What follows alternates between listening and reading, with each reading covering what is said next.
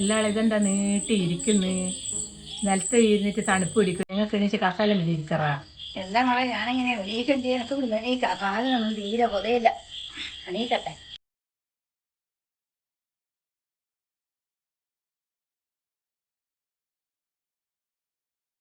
ആയില്ലേ? ആയില്ലടോ, തീരെ ഒന്നിനും ആണില്ല.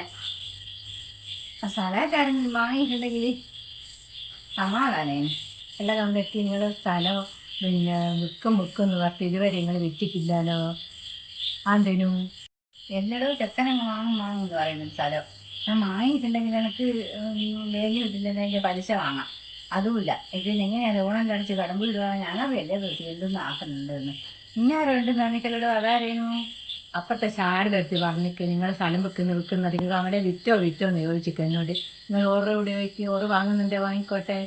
കണ്ടതാളെ ഇത്. ഓള് എല്ലാടെയും പിന്നെ തല ഇങ്ങനെ കച്ചവടാക്കിയിട്ട് എല്ലാവരും എടുക്കുന്നുണ്ട്. ഓള് വട്ടത്തിയല്ലാളെ. എല്ലാവരും ഓള് രാജൻ്റെ സ്ഥലവും കണ്ടുവച്ചിട്ടുണ്ട്, രവീൻ്റെ സ്ഥലവും കണ്ടുവച്ചിട്ടുണ്ട്. ഇതേതെല്ലാം ഓള് വാങ്ങുക? എൻ്റെ വേണം. ഓളിട്ട് വാങ്ങുകയില്ല, എന്നോട്ട് വിൽക്കുകയും തന്നെ. ഇപ്പം എൻ്റെ ചെക്കൻ്റെ ബാക്കിയാവുള്ളൂ. കമലേട്ട്, ഞാനൊരു കാര്യം പറഞ്ഞുതരാം. നിങ്ങൾ ഈ വീട് സ്ഥലം കൊടുത്തോളാം, ഞങ്ങൾ വാങ്ങും. എന്നിട്ട് നിങ്ങൾ ഈ വീട് സ്ഥലം വിറ്റിട്ട് നിങ്ങൾ അങ്ങ് വീടെടുത്തോളി. അതാ നല്ലത്. എൻ്റെ മനസ്സിൽ ഇതാ ഉള്ള മോളെ. അക്കാച്ചി വെള്ളം അങ്ങ് മറിച്ചാളാ.